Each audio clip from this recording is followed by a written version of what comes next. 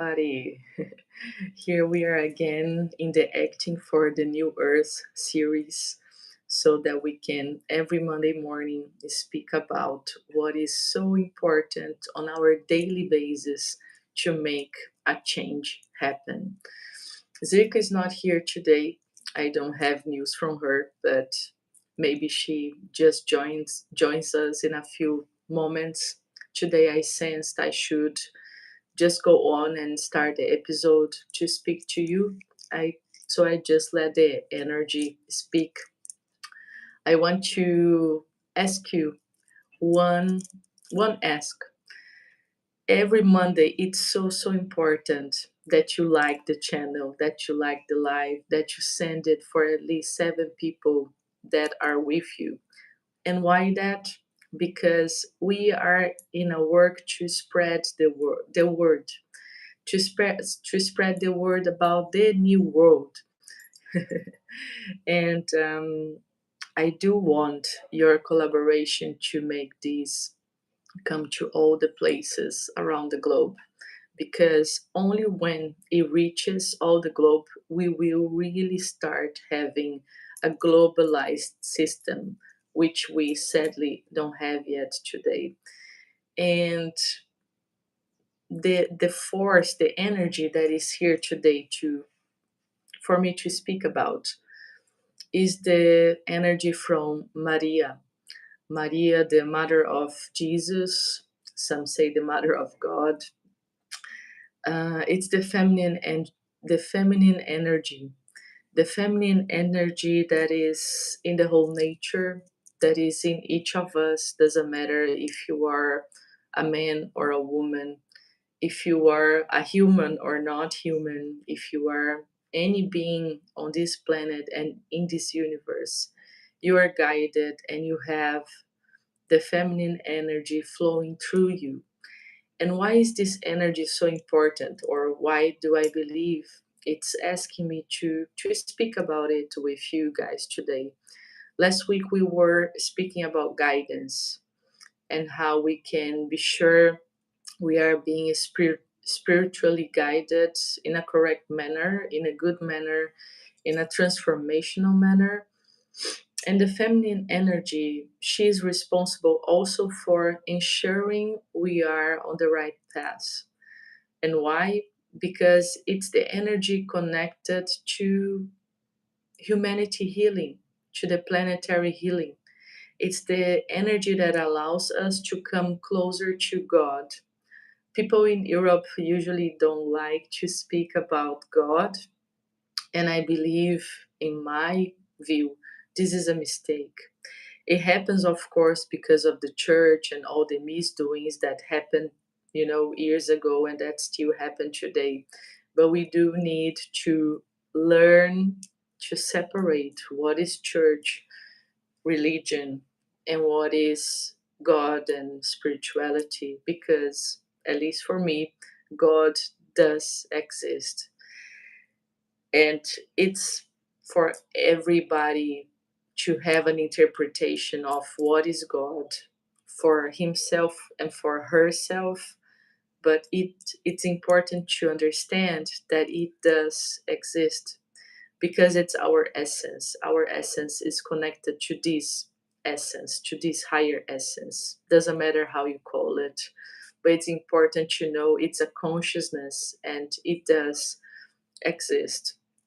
But coming back to Maria's energy, to the feminine energy, why it's so important when we speak about spiritual guidance? It's important because it's the energy that represents the second ray, the energetic rays of the universe, and the second ray speaks about love and wisdom. So, if we are aligned to the feminine energy, we are aligned to love and wisdom. And there is nothing that we can do with love and wisdom that could go wrong, that could go far away from what is God's wanting, what is the transformation goals. And why that? I used to say to do things, to create things, to manifest things, we need, it's like a pyramid, right? You have like three important qualities. You need willpower to make it happen. You need creativity and intelligence, the higher intelligence, to be able to transform things, to understand what is beyond. And you need love and wisdom, because without this energy, without the feminine quality, the other two, they can go super wrong. And we have many, many examples during humanity's history about it. So when we put love and wisdom in us, with us, and towards our spiritual work and development, our doings in the matter here and now, we will guide all our actions, all our thoughts towards the right direction, because we will be considering a feeling, a sensation that always care for the others, that is never egocentric, that is never egoistic, that is never selfish. This feminine energy is here to heal us of everything that we did wrongly until now, all our wrongdoings. And this is not in a punishing sense, but in a healing, in a relieving sense. When you connect to the feminine energy, it will heal you from inside. When you open space to allow the feminine energy, the love and wisdom energy to circulate through your body, through your being, you will be healed. Your actions will be healed. So, also, simple things like not taking care of yourself, be it in which sense it is, this will stop with the feminine energy, because it's the energy of love, the primary energy of love, first of all, right? So it will take care of you.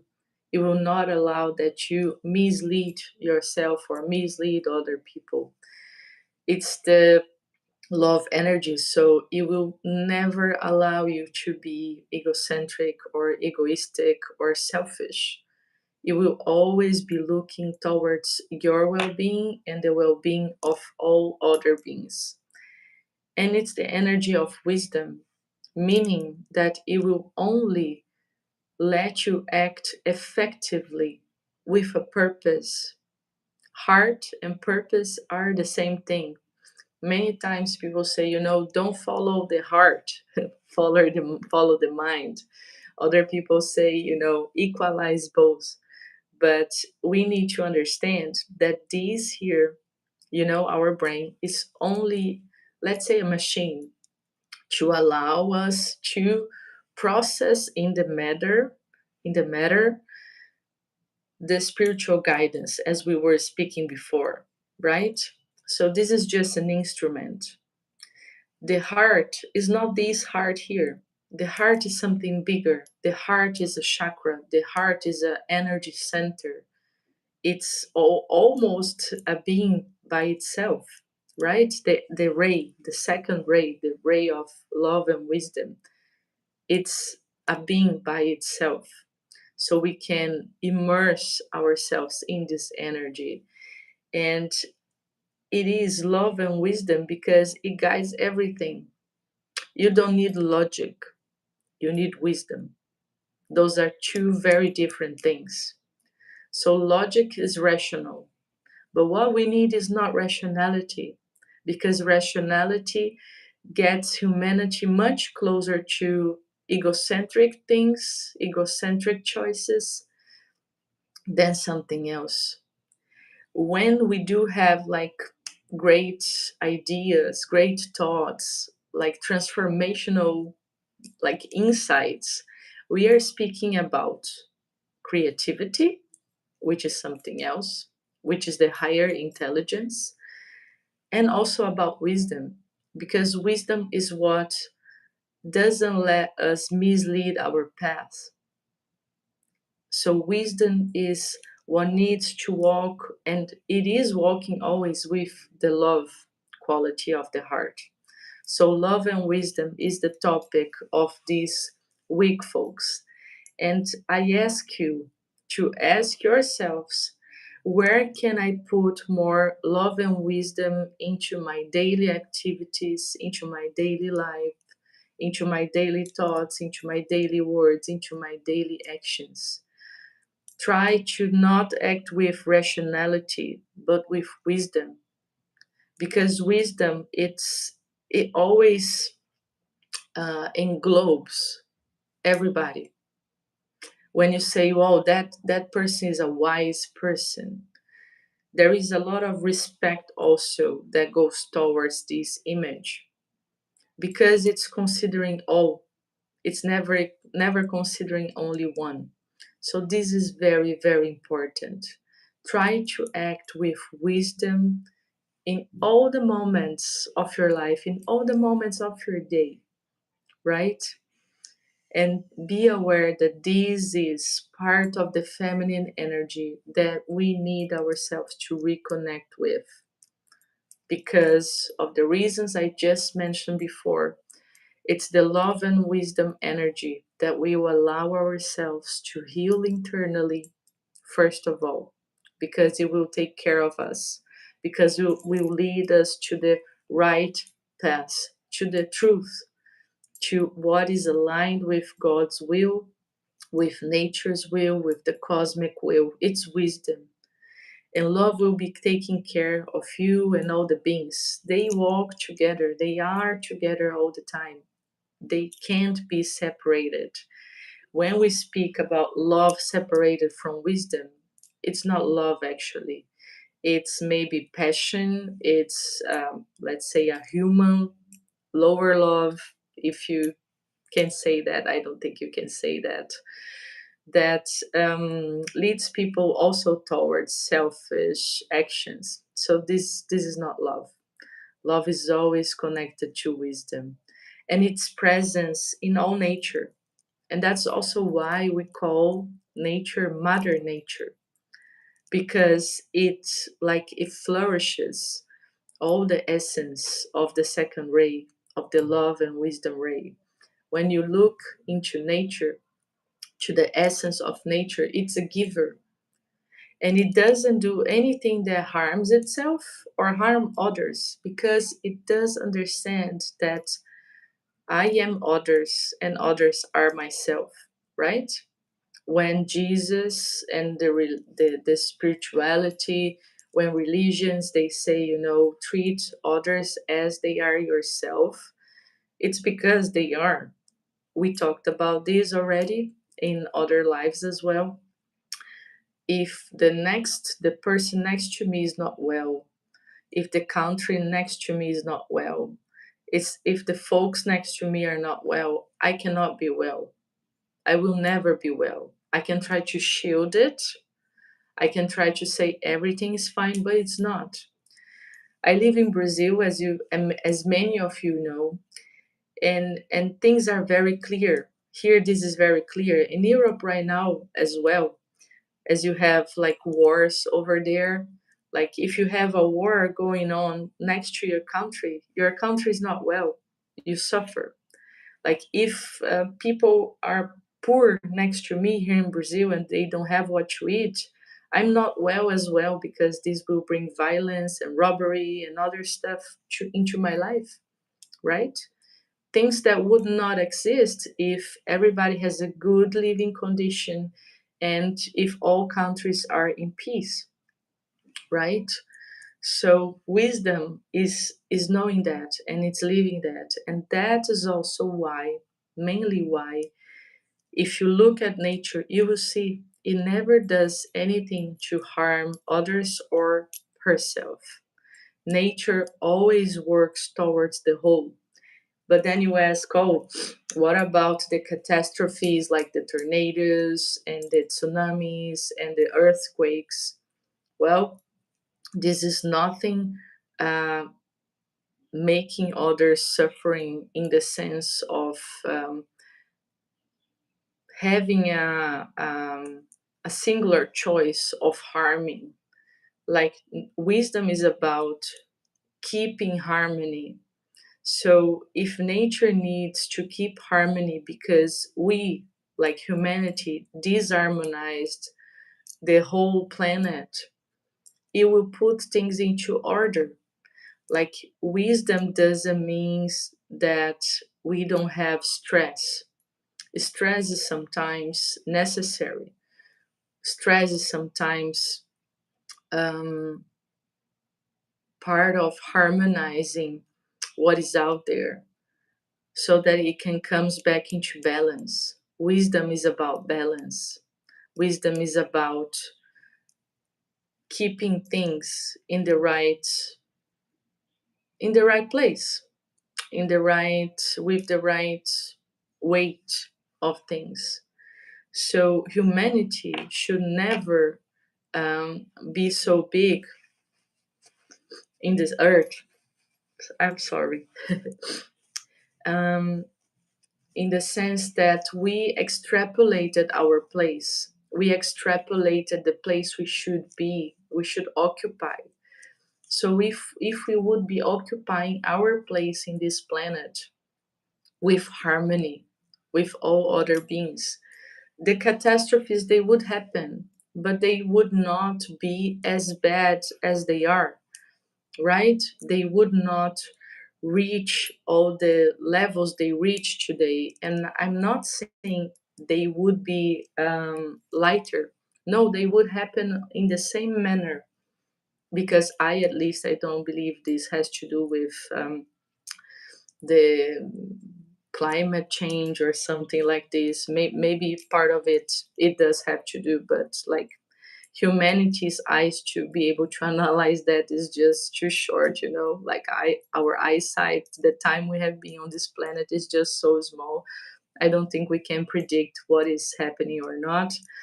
But when I say the scale of those catastrophes would be smaller, is because we would have a, le- um, a little like less concentrated places with people, and where you have more sparse space, like less people in one spot, you have lower lower chances of a disaster happening, right?